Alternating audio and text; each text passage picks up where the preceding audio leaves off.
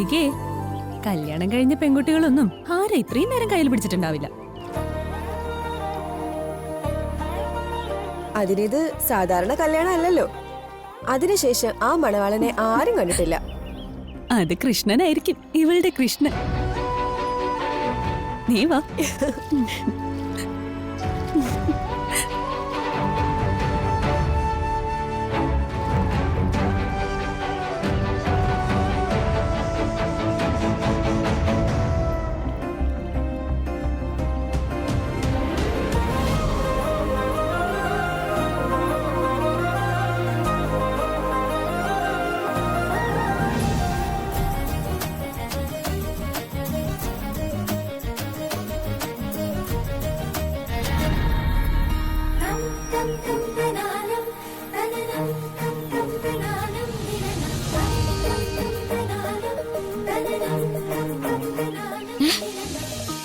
ഇതെന്താ സ്വപ്നം കാണാണോ?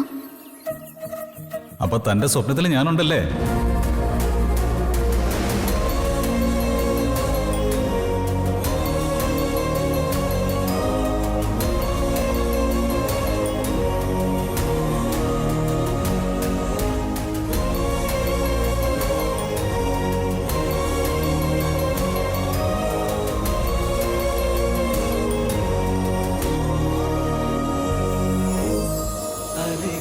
கவிதை பிறக்குது கனவே, இதயம் துடிக்குது துடிக்குது மனமே. பால் மழை பொழிந்தாலும் முகம் நினைத்தேன், வைகை கரையில் நான் தேடி வருவேன். அலைகளின் கவிதை பிறக்குது கனவே, இதயம் துடிக்குது துடிக்குது மனமே.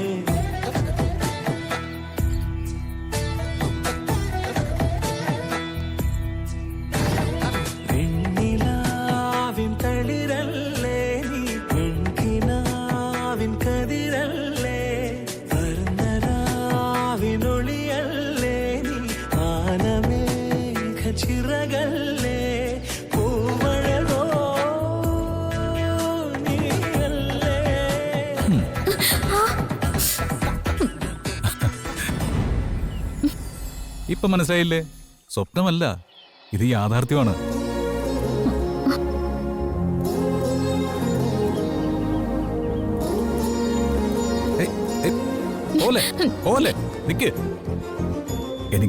എനിക്ക് കുറച്ച് സംസാരിക്കാനുണ്ട്. എന്താ? താനേ വരച്ച ആ കളം ഞാൻ കണ്ടു. അത് ഞാൻ എന്റെ ക്യാമറയിൽ പകർത്തി എടുത്തിട്ടുമുണ്ട്. ഇതുവരെ ഞാൻ പകർത്തിയല് ഏറ്റവും നല്ല ചിത്രം എന്നൊന്നും ഞാൻ പറയില്ല. കാരണം എന്താ? അതെ, ആ ചിത്രം ഇനി ഞാൻ എടുക്കാൻ പോകുന്നതേ ഉള്ളൂ. തന്റെ ചിത്രം. പോലെ പോലെ പോലെ പിന്നെ തന്റെ നൃത്തം. അതെ, എനിക്കത് എന്റെ ക്യാമറയിൽ എടുക്കാൻ പോലും പറ്റിയില്ല. അത്രയ്ക്ക് അഴകായിരുന്നു. എനിക്ക് പോണം. അയ്യോ പോലെ.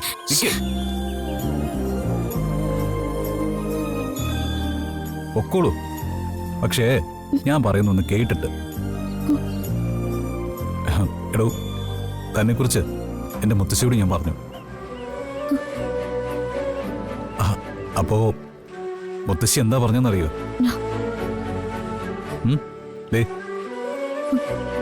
താനേ രാധയാണെന്ന്.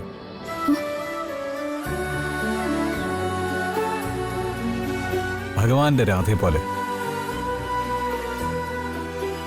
എടോ, തന്നെ കണ്ട ആദ്യ നിമിഷം മുതൽ എന്റെ മനസ്സിലുള്ളൊരു കാര്യം എനിക്ക് പറഞ്ഞേ പറ്റൂ.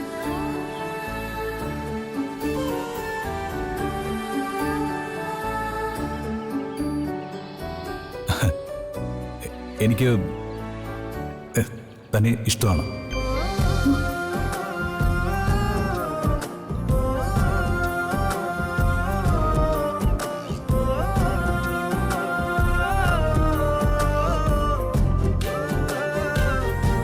ഒരുപാട് ഒരുപാട് ഇഷ്ടമാണ്.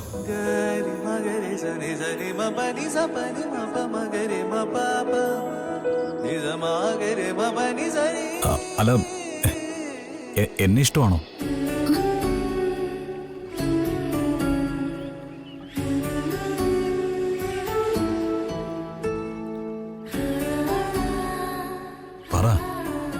പറയടോ.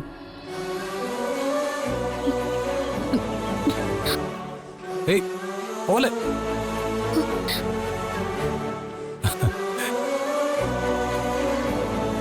അതെ, എനിക്ക് മനസ്സിലായി കേട്ടോ.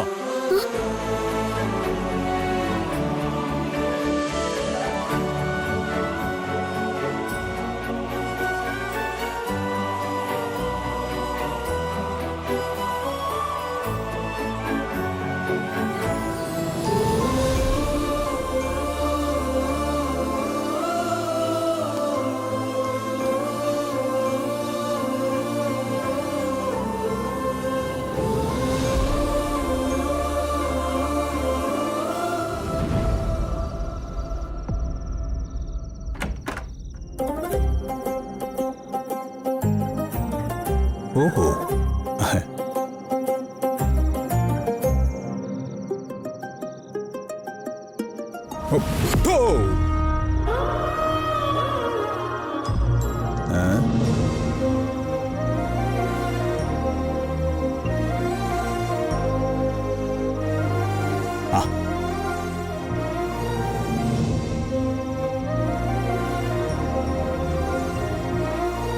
നീ നിന്റെ രാധയെ കണ്ടോടാ അല്ലേ? ആഹാ, ആ അത് ശരി. മുത്തശ്ശി അപ്പൊ കള്ളവർക്കായിരുന്നല്ലേ? എഴുന്നേക്ക് എഴുന്നേക്ക്. അതല്ല, മുത്തശ്ശിക്ക് എങ്ങനെ അറിയാം ഈ കാര്യം? നീ ഈ മുറിയിലേക്ക് എങ്ങനാ വന്നേ? ഓടിയല്ലേ? ആ വരവിന്റെ കാലടി ശബ്ദം കേട്ടാൽ അറിയാം. ഓരോ വരവിലും നീ ആഗ്രഹിച്ച നല്ലൊരു വാർത്തയുണ്ട്. എന്റെ പൊന്നെ, ഇതൊക്കെ എവിടുന്നാ പഠിച്ചു വെച്ചിരിക്കുന്നത്? പ്രായം കുറച്ചായില്ലേ മോനെ? എത്ര ആൾക്കാരെ കണ്ടു, എത്രയേറെ അനുഭവങ്ങളുണ്ട്. ആ എന്നിട്ട് പറ. ഞാൻ അവളെ കണ്ടു മുത്തശ്ശി, കണ്ണ് നിറച്ച് കണ്ടു. എന്താ പറയാ, ഈ നമ്മളിങ്ങനെ കുറെ നേരം മായാലോകത്തൊക്കെ പെട്ട് നടക്കും പോലെ അതുപോലെയായിരുന്നു. ആ പിന്നെ അമ്പലത്തിൽ അവളുടെ നൃത്തം ഉണ്ടായിരുന്നു. ഗംഭീരെന്ന് പറഞ്ഞാ പോരാ, അതിനപ്പുറമുള്ള എന്തോ ഒന്ന്. കണ്ടേ ഉള്ളൂ, സംസാരിച്ചില്ലേ? നിന്റെ മനസ്സിലുള്ളത് പറഞ്ഞില്ലേ? ഞാൻ പറയാതെ പറഞ്ഞു. അതിനുള്ള മറുപടിയും കിട്ടി. അതും പറയാതെയാണോ? എന്താ പേര് അവളുടെ? പ്രിയങ്ക. ആ കൊള്ളാം. അതെ, ആളത്ര മോശമൊന്നുമല്ല. ആ അമ്പലത്തിലെ പൂജാരിയുണ്ട്, ദേവനാരായണൻ തിരുമേനി. തിരുമേനിയുടെ മോളാ. ഓ, ഈ അമ്പലത്തിലെ പൂജാരി എന്ന് പറഞ്ഞാല് അത്ര വലിയ സ്ഥാനമൊന്നുമല്ല. അത് മുത്തശ്ശിക്ക് അദ്ദേഹത്തെ പറ്റി അറിയാത്തോണ്ടാ. എന്റെ മുത്തശ്ശി ദൈവം കഴിഞ്ഞ തൊട്ടടുത്ത സ്ഥാനത്താ ആളുകളുടെ മനസ്സിൽ ദേവനാരായണൻ തിരുമേനി. എല്ലാവർക്കും അദ്ദേഹത്തെ കുറിച്ച് നല്ലത് മാത്രമേ പറയാനുള്ളൂ. അദ്ദേഹം പൂജിച്ചാലുണ്ടല്ലോ, ഈ ശ്രീകൃഷ്ണ ഭഗവാൻ നേരിട്ട് എഴുന്നള്ളി വന്ന് മുമ്പിൽ വന്ന് നിൽക്കുന്ന പറയുന്നത്. എന്താ മുത്തശ്ശി? അമ്മായിയപ്പനോടുള്ള നിന്റെ ബഹുമാനം കണ്ടിട്ട് അതിശയിച്ചു പോയതാ.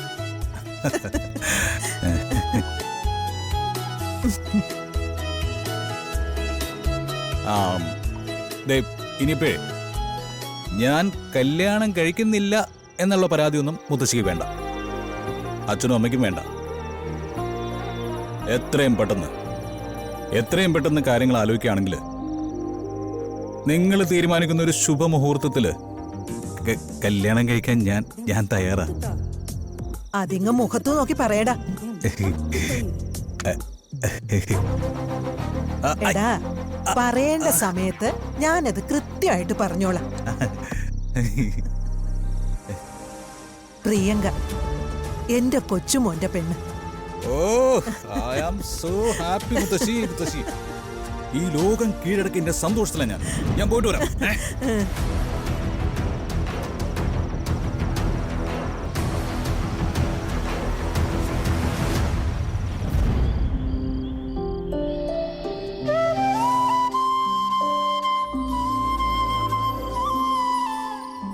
ഇഷ്ടാണോന്ന് ചോദിച്ചാ ഞാനെന്താ പെട്ടെന്ന് പറയാ? അങ്ങനെ പറയാമോ? അയാളെ എനിക്ക് വീണ്ടും വീണ്ടും കാണാൻ തോന്നാ. എന്താ അയാൾ ഇഷ്ടാന്ന് പറഞ്ഞപ്പോ ഞാൻ എതിർക്കാത്തത്? എനിക്ക് അറിഞ്ഞൂടാ. എന്നെക്കൊണ്ട് എന്തിനാ കണ്ണ ഇങ്ങനെയൊക്കെ തോന്നിപ്പിക്കുന്നേ?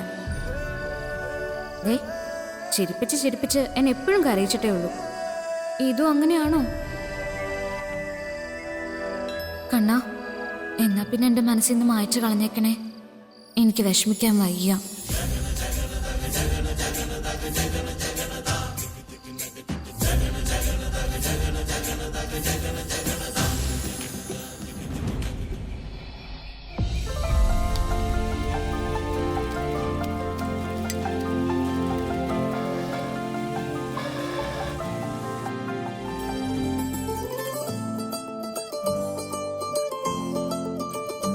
പെട്ടെന്ന് തിരുമേനിയുടെ ഒരു വിളിയും ഇങ്ങനെ ഒരു ആലോചനയുടെ കാര്യവും സ്വപ്നത്തിൽ പോലും ഞാൻ പ്രതീക്ഷിച്ചില്ല.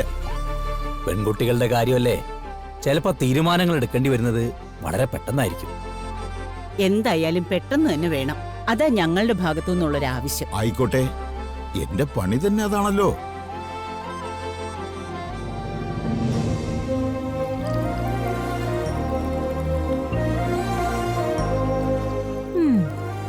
കോൾ അടിച്ചല്ലോ.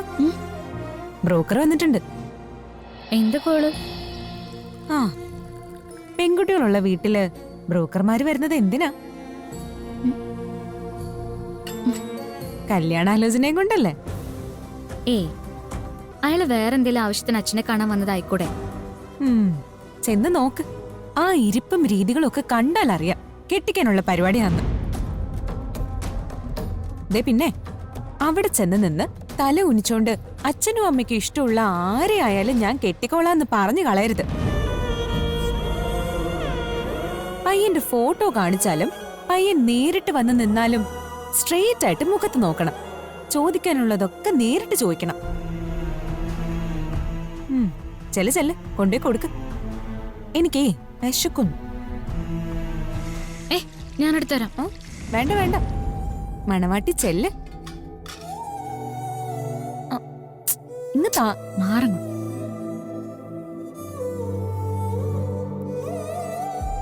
ഇങ്ങോട്ട് മാറിയ കറിയൊക്കെ എവിടെ ഇരിക്കുന്നെന്ന് പോലും നിനക്കറിയില്ല.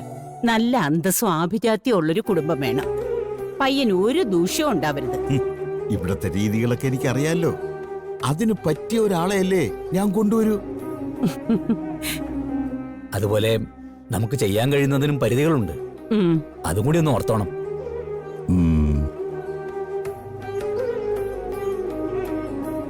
ദാ, മോളുടെ ഫോട്ടോ.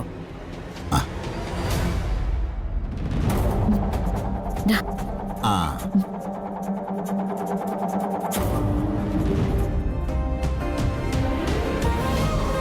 അച്ഛാ, മുത്തശ്ശി ഇവിടെ വെച്ച് അവിടെ വെച്ചോ മോളെ.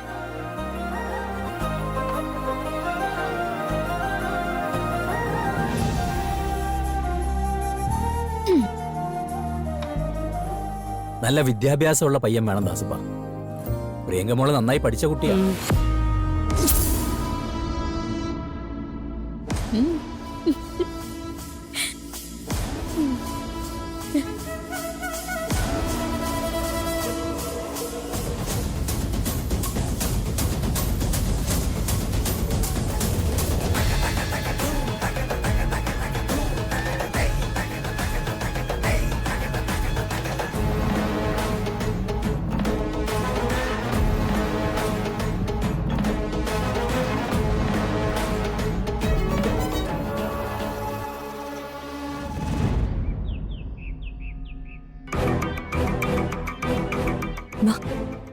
മുത്തശ്ശി, ആ ദാ ചായ. ആ ഇതെന്താ ഈ നേരത്തൊരു ചായ? ഞാൻ ചോദിച്ചില്ലല്ലോ. റോഷ്നിക്ക് ഒരു ചായ വേണമെന്ന് പറഞ്ഞു. അപ്പൊ അവൾക്ക് ഒരേ നിർബന്ധം, മുത്തശ്ശിക്കും വരുണിനും കൂടെ ചായ കൊടുക്കണമെന്ന്. ആ, അവിടെ വെച്ചേക്ക്. വരുൺ എവിടെയാ മുത്തശ്ശി? അവനവന്റെ മുറി കാണുമല്ലോ. മുറിയിൽ കണ്ടില്ല. വരുൺ ഏറ്റവും കൂടുതൽ സമയം ചിലവഴിക്കുന്നത് മുത്തശ്ശിയുടെ കൂടെയാണല്ലോ. അതാ ഇവിടെ ചോദിച്ചത്. ആ, അങ്ങനെയാ സ്നേഹമുള്ളവര്. എന്ന് ശരി മുത്തശ്ശി.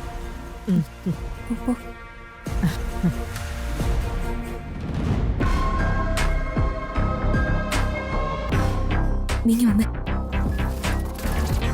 ദേ, അവിടെ ഇരിപ്പുണ്ടവൻ. നീ അവന്റെ അടുത്തേക്ക് ചെല്ല്. അല്ല ഞാൻ പെട്ടെന്ന് അങ്ങോട്ട് ചെന്നാ ഇഷ്ടപ്പെട്ടില്ലെങ്കിലോ? ഓ ഡി ദേ എന്റെ മുമ്പിൽ ഒരുപാട് കൊഞ്ചല്ലേ. നിന്നെ അറിയാത്ത ആളൊന്നും അല്ല ഞാൻ. അവൻ തനിച്ചിരിക്കുമ്പോ നിങ്ങൾ തമ്മിൽ കാണുന്നതാ നല്ലത്. ചെല്ല് ഓ.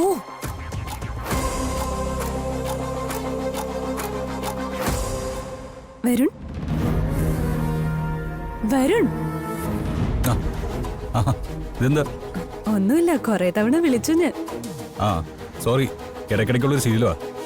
പാട്ട് കേട്ട് സർവ്വതും മറന്നങ്ങിരുന്നു പോകും. ദാ ചായ. അയ്യോ എനിക്ക് വേണ്ടായിരുന്നു. കൊഴപ്പില്ല, എന്തായാലും എടുത്തു പോയില്ലേ. ഏതാ സോങ്? അയ്യോ തനിക്ക് ഇഷ്ടമാവെന്നറിയില്ല, വെസ്റ്റേണാ. ദാ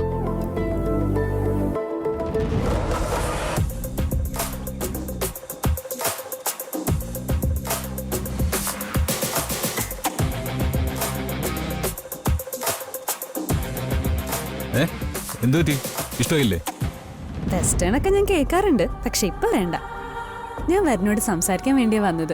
അല്ല എന്തു പറ്റി? ഒന്നുമില്ല, ഞാൻ ചുമ്മാ അവിടെ ഇരുന്നിട്ട് ബോറടിക്കുന്നു. വരുണോട് സംസാരിച്ചിരിക്കാന്ന് കരുതി. കുഴപ്പമുണ്ടോ? എന്തു കുഴപ്പം? സന്തോഷമല്ലേ ഉള്ളൂ.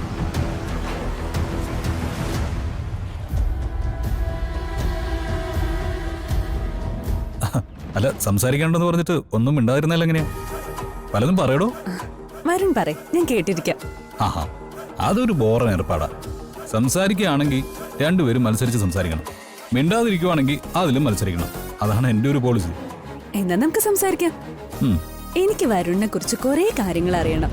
വരുണിന് ഇഷ്ടപ്പെട്ട നിറം, വരുണിന് ഇഷ്ടപ്പെട്ട ഡ്രസ്സ്, വരുണിന് ഇഷ്ടപ്പെട്ട എഴുത്തുകാരൻ, ഇഷ്ടപ്പെട്ട സിനിമ, ഇഷ്ടപ്പെട്ട സ്ഥലങ്ങൾ, പോകാൻ ആഗ്രഹിക്കുന്ന ഡെസ്റ്റിനേഷൻ ഒക്കെ. ഒറ്റ വാചകത്തിൽ ഒരുപാട് ചോദ്യങ്ങളുണ്ടല്ലോ. ഇതെല്ലാം കൂടെ പറഞ്ഞു തീരുമ്പോ ഒരുപാട് സമയം എടുക്കുമല്ലോ.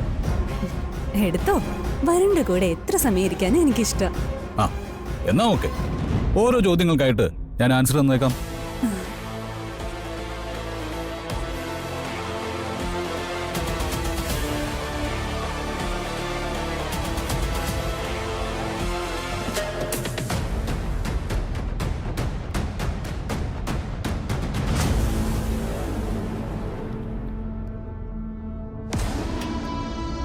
ചേച്ചി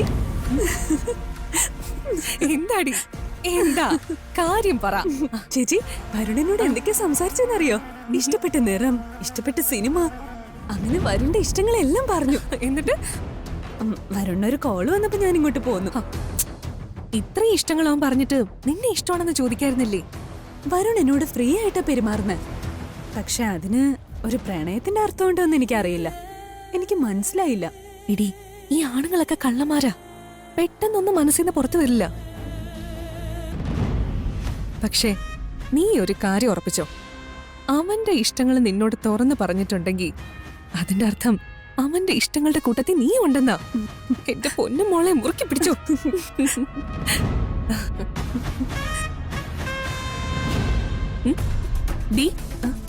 ഓ എന്റെ പൊന്നു മോളെ ദിവാസ്വപ്നം കൊണ്ട് നിൽക്കാതെ പോയേ. അവന്റെ കൺവെട്ടത്ത് തന്നെ നീ ഉണ്ടാവണം. വരുണിന്റെ മനസ്സിൽ നീ മാത്രമേ ഉണ്ടാവാൻ പാടുള്ളൂ. അത് നിന്റെ തീരുമാനമായിരിക്കണം.